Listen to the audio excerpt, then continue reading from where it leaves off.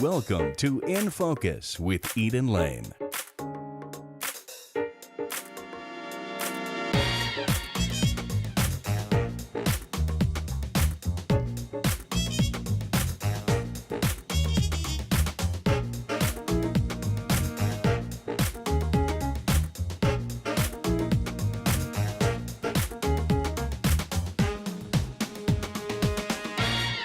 Hi, I'm Eden Lane. Thanks for joining us on In Focus.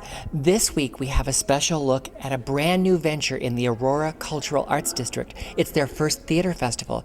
It's a collaboration between the Aurora Fox, which has been here for just about 30 years, a brand new player, Ignite Theater, and their next door neighbor, the Vintage Theater Company. We're going to find out about how this new arts festival even began and what they're bringing to us on their stages right here in Aurora.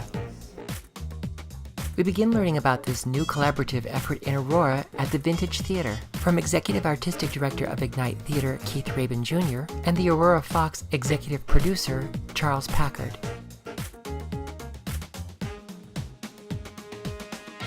I love it. Well, what a great chance to learn about this new relationship that you're creating in this sort of Aurora Theater District, if I can call it that. And I appreciate you giving us some time this Saturday to represent your organizations as part of this.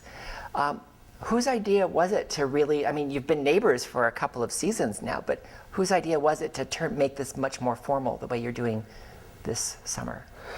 I think we've all always wanted to do something together and sort of get it on paper. We help each other informally all the time. So this idea came up. You know, it came up, we were having a meeting and somebody mentioned that we were doing 500 productions in a calendar year. So 500 performances, and people started, oh, wow. And that made us really realize we need to advertise sort of the bulk of what we're doing and how we're all doing it every night, every weekend. So. And the city of Aurora is creating this neighborhood as a cultural district anyway. So what impact did that have on prompting this new relationship between the three organizations? Well, I think it's important that people know what is in this neighborhood and how we're trying to grow it as an arts district. I mean, in addition to our theaters, we have, you know, a couple of art galleries, and I think it's really an amazing opportunity to show people, you know, how this part of town is growing, you know, culturally. Yeah, the city of Aurora has put significant effort into the neighborhood, into the facilities, into the people that work here, into the organization of the community group. And it's up to us, Keith and Craig and I, to make sure something cool is happening when people come. Is it officially now being billed as the Aurora Theater District, or is that just the Aurora Cultural Arts District? The Aurora Cultural Arts District. Yeah. So this collaboration between the three of you, does it have a name, or is it just shorthand that we're calling it the Aurora Theater Festival? The Aurora Cultural Arts District Theater Festival. I can't even get it out. We'll have cue cards. Can we for cut later. that? But that's interesting because that shows how new it is even for all of you. Yeah. So it's the Aurora Cultural Arts District Theater Festival. Correct. I didn't want to make you feel bad. Thank you. Appreciate that.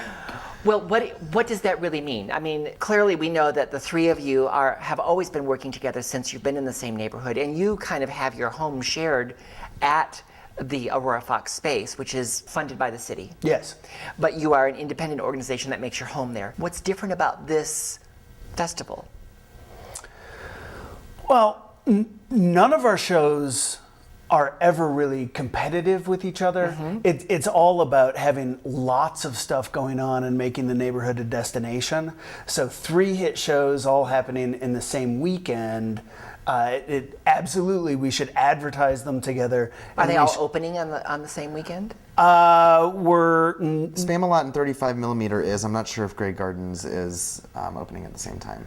So you're either opening the same time or very close to the same time, so it's all overlapping. Is there some sort of ticketing arrangement that's... There is, yeah. Ignite took the lead on ticketing for this one. Yeah, all ticketing is going through our website, and there are 2 different packages. So you can get a package and see 2 productions, or get a package and see 3 productions over a weekend. Of course, they could buy individual tickets, Of but course. there's certainly a price incentive for doing that. How is that helping the organizations? Do you think that's going to help you cross-pollinate your audience in some way? Yeah. That's what we're hoping, I think. Absolutely. People that already come to the Fox and Vintage are going to come to Ignite for the first time, and Ignite Fox customers are going to come to Vintage for the first time. So this facility, we're sitting in the home of the Vintage Theater, their new home. There are 2 stages here, which is fairly new because it used to only have 1. And you have 2 stages. 2 at the Fox. 2 at the Fox. So that's ostensibly 4 productions that could be running at any one time. So it really is kind of a theater district. It really is. And now with Kim Robards in the neighborhood too, we're really 5 performance spaces. Brand new facility coming very soon, right? Yes.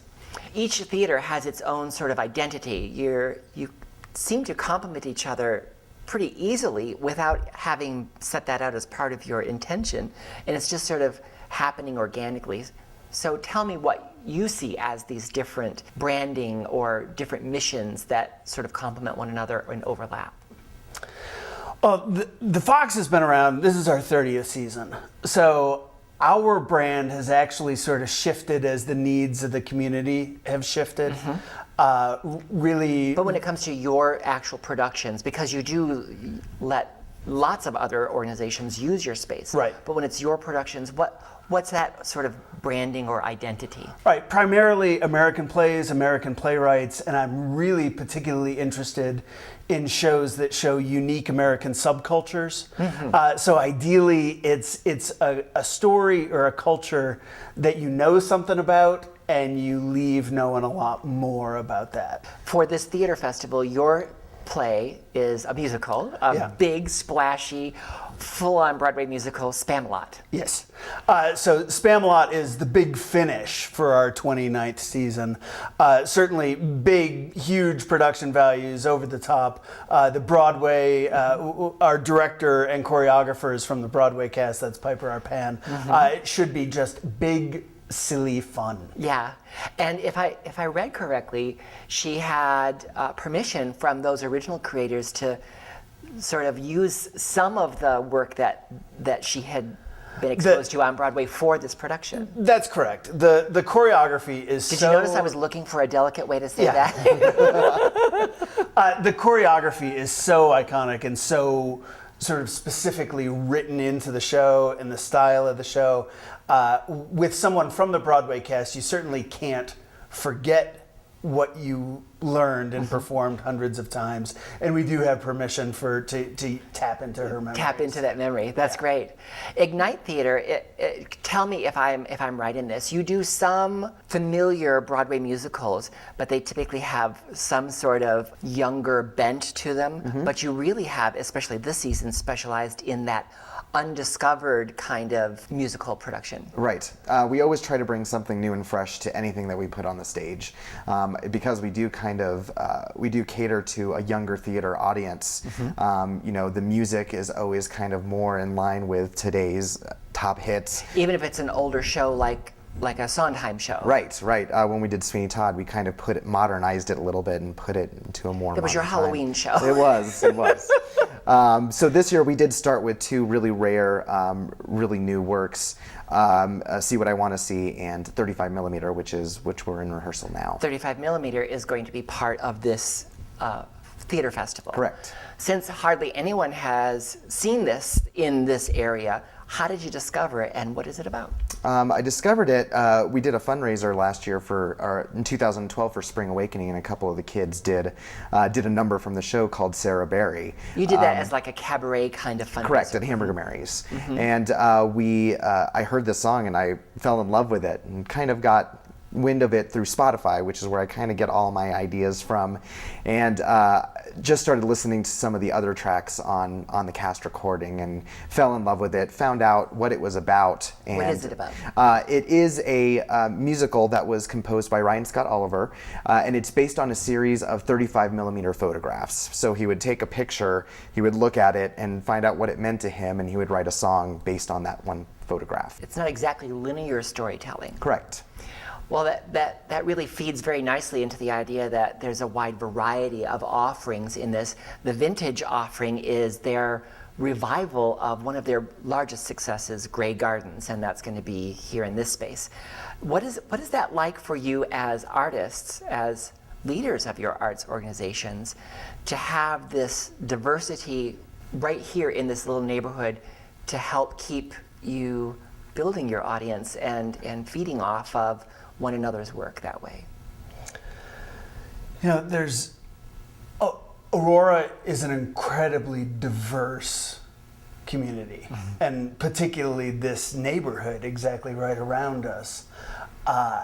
Any one company serving their niche very faithfully, there's no way that you can take care of the entire community and to feed every desire that's out there. So we, over the last couple of years, we've been paying really good attention to each other to see who's feeding what soul on what particular weekend and making sure that we're spreading it out and getting to as many people as need us. I know that you certainly are very conscious, especially you at the Fox, of serving the community here in Aurora because you're part of the city government. However, your audiences really do pull from the entire metro area because the quality of work that you're producing really deserves it. And I'm so glad that you let us help explain what this new Aurora Theater Festival, did I get it right? Yeah. is, because it's your very first time doing something this formally. And I'm not just excited to share it, but I'm excited to come and see all of it. Thank you so much. Thank you. Now we have a special look at rehearsal for Ignite Theater's production of 35mm, featuring Olivia James singing The Party Goes With You.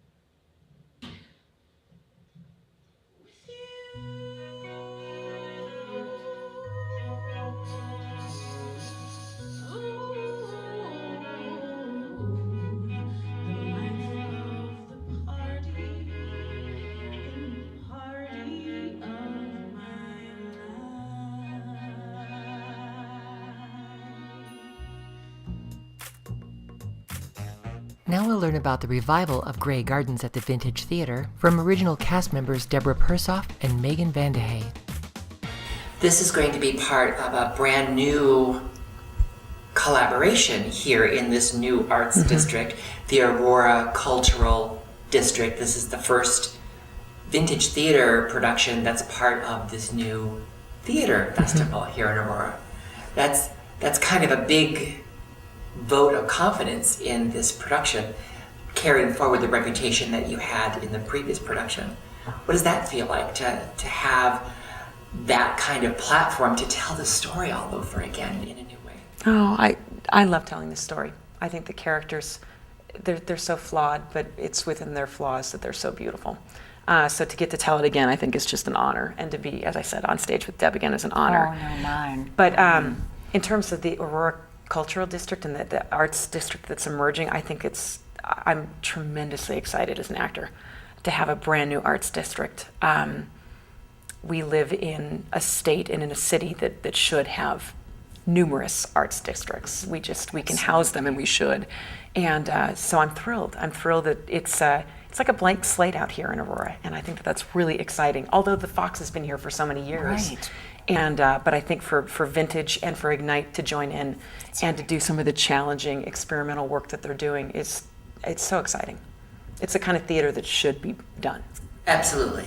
And it's the kind of thing that a community the size of Aurora really has earned. They deserve. Most definitely. New restaurants are coming in. You'll drive Colfax going west, and you can see the gentrification just growing. And I've been in Aurora for over 40 years as a resident, and I get excited. Yay, it's blossoming. It's more phenomenal. retail, more galleries. It's only going to, each one helps each other get stronger, I think. Yeah. Where are you at? It's a different director.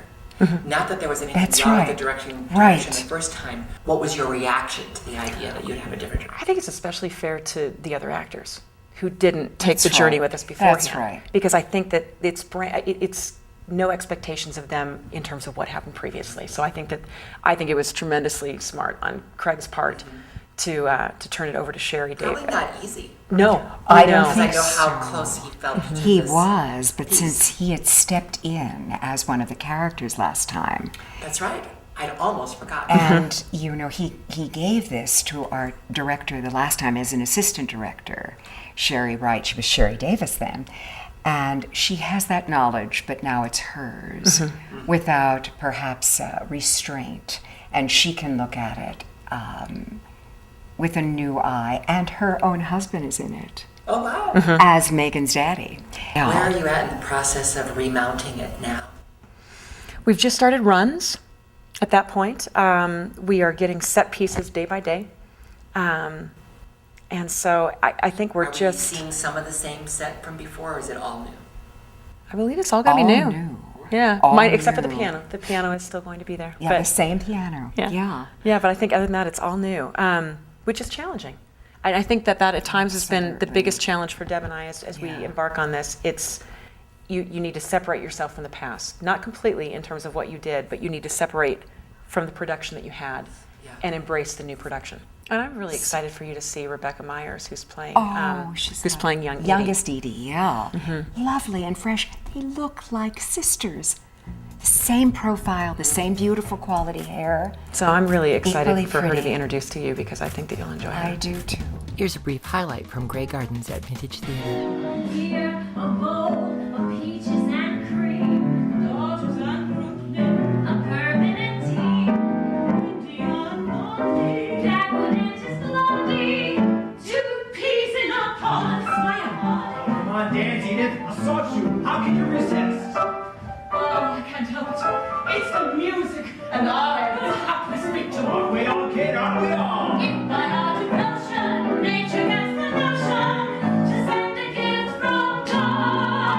Send 2, please. Send cuties in pink and blue. 2, please.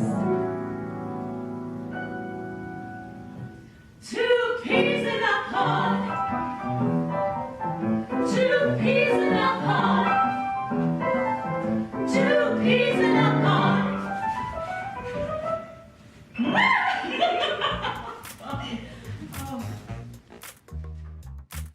We also popped into technical rehearsal at the Aurora Fox for SPAMALOT. What does it feel like to be part of not just this production at the Aurora Fox for SPAMALOT, something you have an intimate relationship with, but to have it be part of this big kickoff for their first theater festival? It's so exciting. This show, for me, brings so much joy, and to everyone who sees it. I was on tour with the show for 1.5 years, so I know how it works in every kind of city and town and environment. Everybody loves this show, so it feels like a great kickoff for the Fox. It's a big musical, tons of dancing and singing and lots of laughs, so it feels right to celebrate the occasion. So after you have been in a production this long, what does it feel like to now become the director? It's a big job. Sometimes I don't. A lot of moving parts. Yeah, sometimes I go to sleep singing songs and doing dances and saying lines, and it's a lot of material for sure. But having done the show for 3 years, it's certainly ingrained in me. So it's really beautiful to see it unfold with this particular group because they're all bringing really unique elements to the show. It's very much about what the actors bring and not just what's on the page. It's a really special piece in that way. So it's still an original production at the Aurora Fox, but they have the advantage to have you, who was able to get certain permissions about this material. Tell me about that. Right. So I had the honor of working with Mike Nichols and Eric Idle and Casey Nicola. And They might have heard one or two of them. Right. And so, yeah, they have given me, a blessing to work with this material and, to honor our original choreography, but also to, tweak it to make it work for this space and this number of people. We have a scaled down version. So kind of crafting how we can get all the pieces to fit with a smaller number of folks. But they'll still get the real flavor and intent of the work that you did when you were in the cast. Absolutely. And as a choreographer, a lot of times I see something and I go, oh, I really would have done that differently. This show to me is perfect the way it is. And so that's why I wanted to do the original choreography, because if it ain't broke, let's not fix it. Yeah. Now, this cast is almost all Coloradans, aren't they? They are, all of them. Yeah. Yeah. So what was that process like for you of casting members of the community that you live in now in a piece that you were so intimately familiar with? This audition blew my mind. Just the number of people that came out was astounding, especially for guys. I feel like they think, all right, there's a ton of guys in the show. We're all going to come out. So whereas most auditions are more women, because that's what we have, right, in our market, so many women. It was just a man fest. And I love these, it's really challenging in terms of casting because every person in the show has to sing and dance and do at least 2 or 3 dialects. So and be funny. Yeah, and that has to come. In fact, dare I say this, if someone was great at the material, but I knew they might have been a problematic person backstage, they were gone, because this piece can't work without a unit of really funny, smart people that can trust each other. There's a ton of improv, and if you don't have that community of trust and the smartness, there you go, Piper, and the smarts to make good choices that are appropriate, it won't work. All the details for the Aurora Cultural Arts District Theater Festival can be found online at ignitetheater.com/festival. Next, we close with a look at a new feature film by Colorado natives, Paul Osborne and Leslie Wimmer Osborne. We caught up with them during their screening at the Oriental Theater in Denver. The evening included Colorado musicians featured in the film. Because this is a family sort of event tonight, unlike some of the other screenings you may have had, because you have so many family still here. We do. We have lots of family and friends, and they're always so supportive of our projects, and that's why we love bringing it here. I mean, this is where we grew up, and we had a lot of support growing up, and I feel like that's the way it is here in Denver. I mean, you never lose your family that is your friends. They're always here for you. Is this your first narrative feature-length film? It's the first one that I've directed. I mean, I wrote and produced one called 10 Till Noon, which came out a handful of years ago.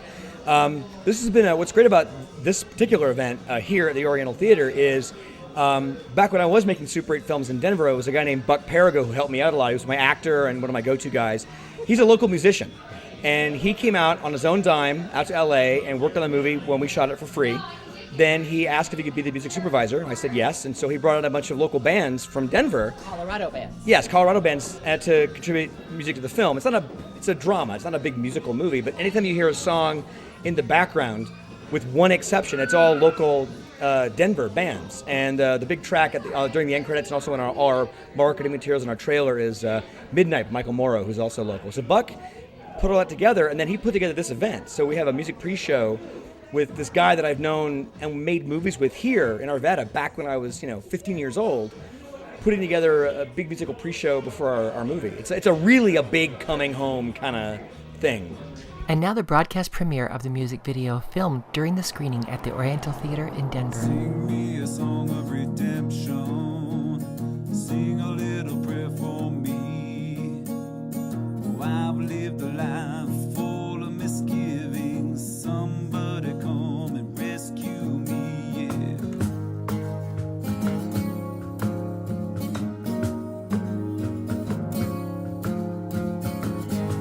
Everybody needs somebody.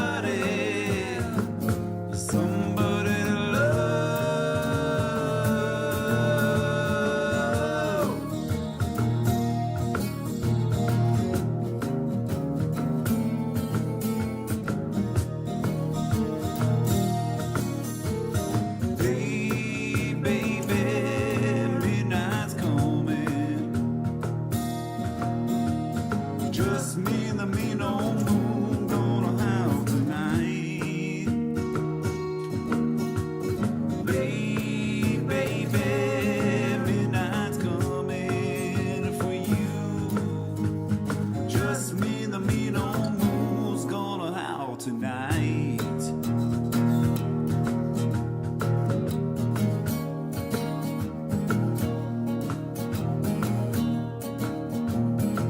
This ain't nothing ever good ever happens past midnight. In the moonlight I saw the devil on my fender well. I got one more drive left to go, one more chance to steal the show, yeah.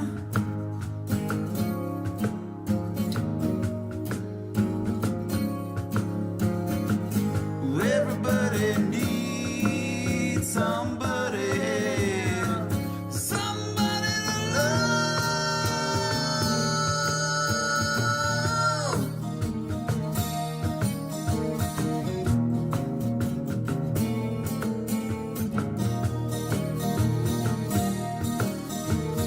Baby, midnight's coming. Just me and the mean old moon's gonna howl tonight. Baby, midnight's coming for you. Just me and the mean old moon's gonna howl tonight.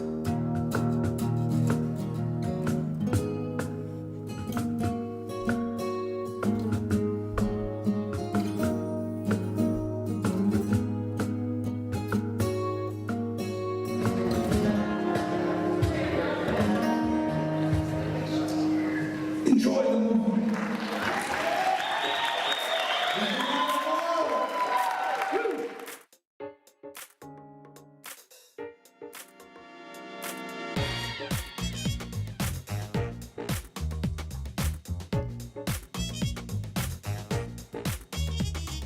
Remember to join us on Facebook and Twitter. Thanks for watching. Good night.